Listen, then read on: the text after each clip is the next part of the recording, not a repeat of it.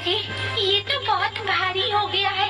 बस अब नहीं, ये मटका भर जाए अब नहीं ले जा पाऊंगी। बस इस मटके को ही ले जाऊंगी। हाय, आज तो बहुत देर हो गई है और वैसे ही गुस्सा होगी भाभी। जाना होगा जल्दी।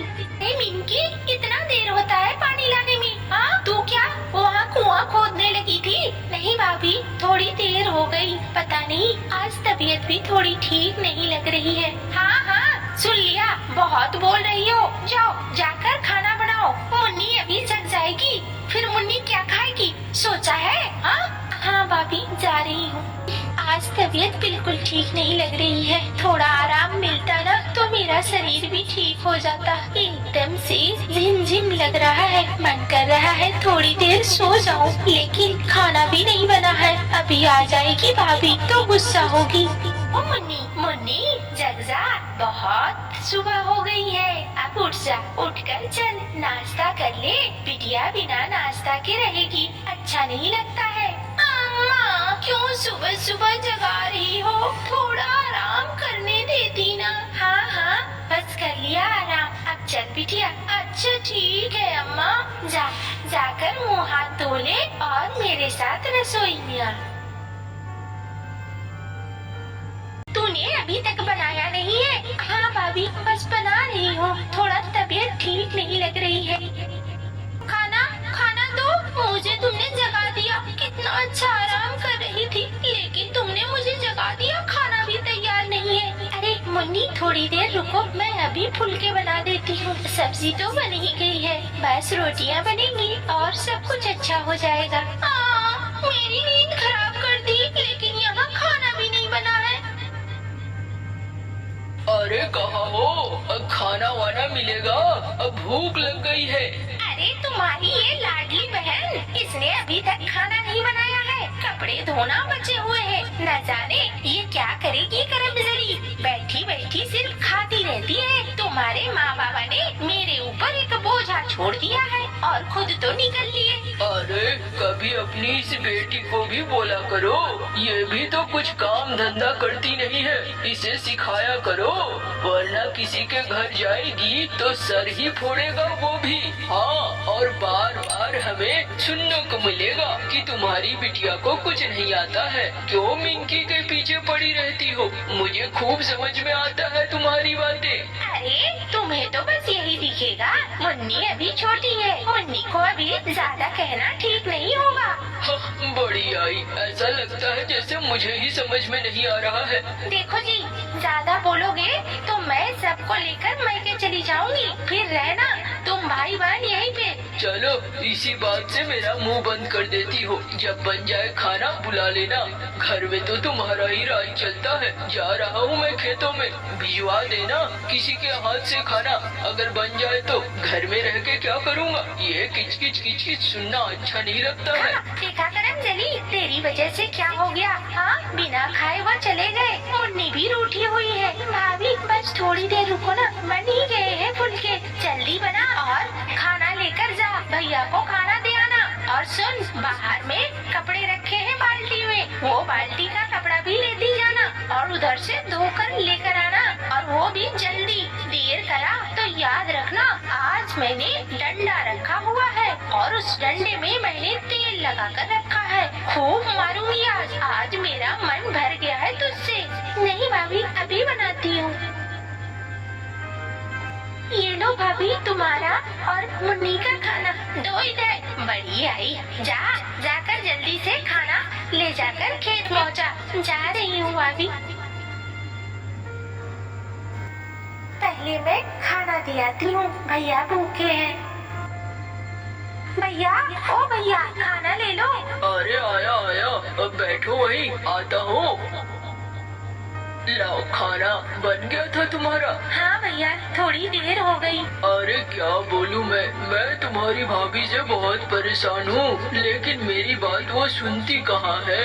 भैया कोई बात नहीं है, आज मुझसे ही देर हो गई थी। अरे तू उससे देर नहीं हुई है। हमारी किस्मत फूटी है जो हमारे घर में ऐसी आ गई है। अब मैं तो सोचता हूँ कोई अच्छा सा महीना देखकर तेरा ब्याह कर दूंगा, तू भी इस झंझट से चली जाएगी। भैया मैं अब ज्यादा देर आपसे बातें नहीं करूँगी। मैं जा रही हूँ तालाब में, वहाँ पर कपड़े भी धोने हैं, वरना घर जाकर भाभी से डांट खाना होगा। अच्छा अच्छा, जा जा फिर जा तू। हाय, एकदम शरीर अच्छा नहीं लग रहा है। क्या करूँ समझ में नहीं आ रहा है। माँ बाबा कहाँ छोड़कर चले गए तुम लोग? तुम होते तो मुझे इतनी दिक्कत नहीं होती, इतनी परेशानी नहीं होती। अरे देखो बच्ची, अंधेरे के बाद ही उजाला आता है। तुम परेशान मत हो, एक दिन सब ठीक हो जाएगा। अरे ये कौन बोल रहा है? अरे तुम कौन हो? मैंने तुम्हारे जैसा पक्षी कभी नहीं देखा। हाँ तुम कौन हो? मुझे तो डर लग रहा है। अरे डरने की कोई जरूरत नहीं है, तुम डरो मत। मैं ऐसा कुछ भी नहीं करूँगा जिससे तुम्हें नुकसान पहुँचे। वैसे तुम्हारा रंग तो बहुत सुंदर है, सुनहला। क्या तुम सोने के पंछी हो? अरे मेरा कोई सोने का मैं पंछी नहीं हूँ। ये जो पंख है ना, ये पंख सुनहले हैं। वैसे तो तुम भी देखने में बहुत सुंदर हो। अब मुझे क्या पता मैं सुंदर हूँ कि नहीं हूँ। मैंने अपने जीवन में कभी आईना देखा ही नहीं है। लेकिन मेरी माँ जब जिंदा थी, माँ कहती थी कि मेरी बेटी एक परी की तरह है। हाँ तुम्हारी माँ ठीक कहती थी, तुम बिल्कुल परी की तरह दिखती हो, बहुत ही अच्छी हो तुम। हाँ तुम्हारा ब्याह जिससे होगा वो भी बहुत खुश रहेगा। एक दिन देखना तुम्हारे सारे कष्ट, सारे दुख सब खत्म हो जाएंगे, तुम बहुत सुखी रहोगी। अरे तुमसे बातें करना मुझे अच्छा लगा, लेकिन देखो तुमसे बात करने के चक्कर में मैंने अभी तक कपड़े नहीं धोए हैं। हाय घर जाऊंगी तो भाभी बहुत गुस्सा होगी। मैं जा रही हूँ, बाद में बात करूँगी। अच्छा मैं यहीं पे रहता हूँ, इसी पेड़ पे। मैं अक्सर आ जाया करूँगा बातें करने के लिए। अच्छा ठीक है, मैं अभी जा रही हूँ, जल्दी जाना है मुझे। आ गई तू? हाँ इतनी देर लगती है? मन तो करता है कि तुम्हारी गर्दन मरोड़ दूँ। हाँ नहीं भाभी थोड़ी देर हो गई, जाकर खाना वाना बना। जा रही हूँ भाभी, थोड़ा आराम कर लेती, बहुत थक गई हूँ। हाँ महारानी, तू ही तो आराम करने के लिए पैदा हुई है, हम तेरे लिए काम करने के लिए नहीं। भाभी थोड़ी देर तक आराम करूँगी ना तो ज्यादा काम कर पाऊंगी। मुझे नहीं सुनना, जाकर खाना बना।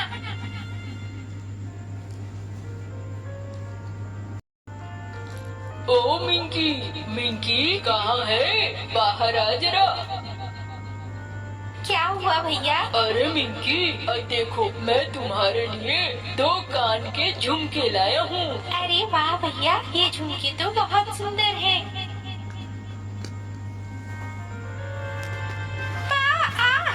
बड़ा आए झुमकी देने वाले, अपनी बेटी को तो कुछ दे नहीं पाते और इसे दे रहे हैं झुमके। कितने ज्यादा उतावले हो। अरे ये क्या कर रही हो तुम?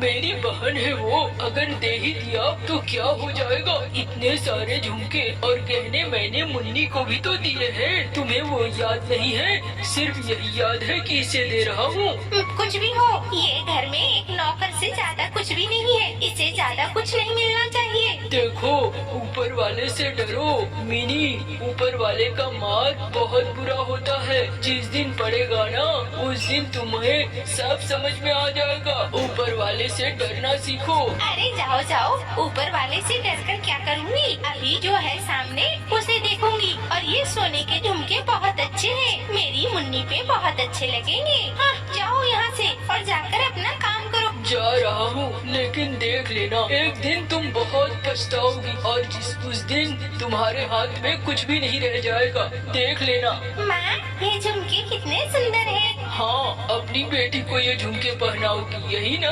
हाँ क्या हुआ माँ, इतना परेशान क्यों हो? अरे देख नहीं रही है तेरे बाबा कैसे पागल की तरह बोलते हैं।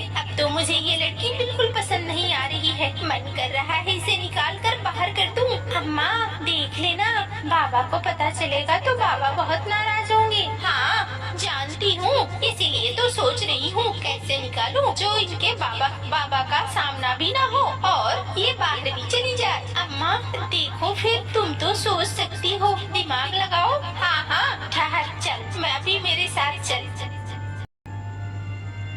हाँ भाभी सुन। ओ मिंकी, मुझे जंगल के पास से चाहिए एक बहुत बड़ा खजाना है, उस खजाने से सिक्के, और अगर तू सिक्के लाकर ना दे पाई तो इस घर पे नहीं आना। भाभी वो जंगल तो बहुत घना है और बहुत डरावना भी है, वो सब कुछ मैं नहीं जानती, तुझे लाना ही है। जल्दी जा और जल्दी से लेके आ। भाभी ये कैसी बातें कर रही हो आप, मैं कुछ भी नहीं जानती, एक बार में सुन ले। अच्छा ठीक है भाभी।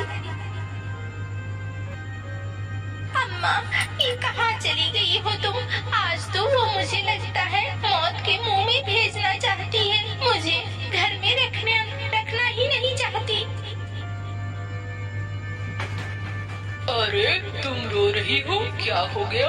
तुम तो मेरी दोस्त हो, फिर रो क्यों रही हो? मेरी भाभी ने कुछ ऐसा ही मांगा है, मुझे समझ में नहीं आ रहा है मैं अपनी भाभी की मांग कैसे पूरा करूं। क्या मांगा है तुम्हारी भाभी ने? मेरी भाभी ने कहा है जंगल के पास कोई गुफा है और वहाँ पर ढेर सारा धन है, मुझे वो धन लेकर आना है, और सोना अगर मैं नहीं ला पाई तो मुझे घर आने को नहीं मिलेगा। अच्छा ऐसा है, चलो फिर मैं तुम्हें सोने की खान के पास ले चलता हूँ, बैठो मेरे ऊपर। हाँ ये गुफा है, ये लो, ये माला तुम इस गुफे की दीवार पर सटाना, जिससे कि ये दरवाजा खुल जाएगा और तुम उसके अंदर जा सकोगी। और सुनो, अंदर तुम्हें एक भूतनी बाज मिलेगी, तुम उससे कहना कि तुम उसकी नातिन हो और उसकी बेटी की बेटी, वरना वो तुझे मार खाएगी। पता नहीं, मैं जा तो रही हूँ, अब जिंदा बचूंगी कि नहीं बचूंगी। अरे तुम पागलों की तरह बात मत करो, मैं हूँ ना, मैं जब तक हूँ तब तक तुम्हें कोई नुकसान नहीं होगा, और तुम अंदर जाओ, आराम से जाओ। ठीक है मैं जाती हूँ। बाप रे बाप, इतना सारा सोना, वाह मैंने तो कभी नहीं देखा इतना सारा सोना। अरे ये तो किसी ताजे महीने की महक है, देखो तो सही इस गुफा में कौन घुसाया। अरे वाह वाह, बड़े दिन हो गए थे, ताजा पंछी का खून, वो भी नीली चिड़िया, मजा आ जाएगा। अच्छा तुम अपनी नातिन को ही खाओगी? नातिन? मेरी कौन सी नातिन? मैं तुम्हारी बेटी की बेटी हूँ, तुम्हारी बेटी ने एक महीने से ब्याह किया था, तभी तो मैं भी मैना हूँ। अच्छा तेरे पास क्या सबूत है कि तू मेरी बेटी की बेटी है? ये देखो, ये हार अम्मा ने दिया और कहा तुम्हें दिखाने को। नानी मेरी मदद करो। अरे ये हार तो मेरी बिटिया का ही है, बताओ मैं तुम्हारी क्या मदद कर सकती हूँ? नानी हमारे दिन बहुत बुरे चल रहे हैं, बाबा बहुत बीमार है और अम्मा ने कहा है नानी के पास से जाकर मदद ले आओ। अच्छा तो फिर सुन, जितने सारे तुम्हें चाहिए इसमें से सोना ले जा, और भी कुछ चाहिए होगा तो लेती जाना, ठीक है नानी?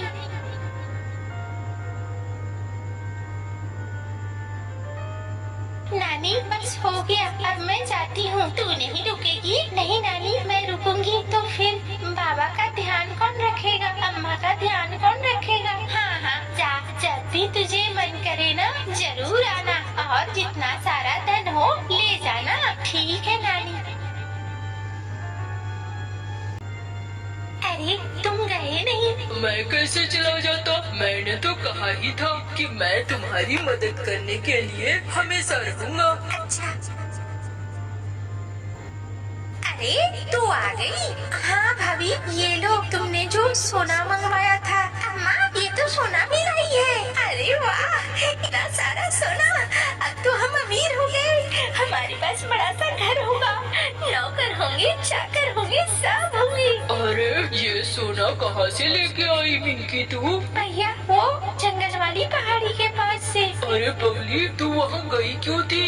वो तो बहुत डरावनी जगह है। मैंने सुना है आज से पहले तक जो भी वहाँ गया कोई वापस नहीं आया। भैया लेकिन मैं वापस आ गई। अरे छोड़ो छोड़ो, इससे बात मत करो। अब सुनो, हमें इस नौकर की जरूरत नहीं है और अब हम तो ढेर सारे नौकर खुद ही खरीद लेंगे, क्यों बिटिया? अरे तुम लोग शर्म करो, ये बच्ची ढेर सारा सोना लेकर आई है, फिर भी तुम लोगों का दिल नहीं पिघला। हाँ हाँ, नहीं पिघला।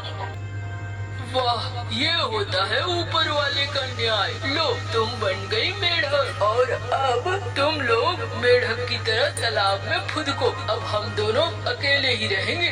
हमें नहीं चाहिए घर में ऐसे लोग जो घर की शांति को भंग करे। मैं अपनी बहन का अच्छे घर ब्याह कराऊंगा और खुद भी किसी अच्छी से ब्याह करूंगा। और वो दोनों मेंढक फुदकते फुदकते तालाब के पास जाकर तालाब में गिर जाते हैं और मिंटू और मिंकी हंसी खुशी रहने लगते हैं।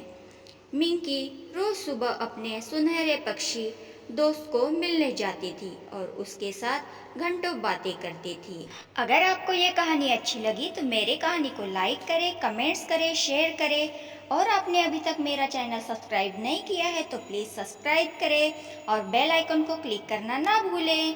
तो मिलते हैं और एक नई कहानी लेके नए वीडियो में, तब तक के लिए बाय बाय।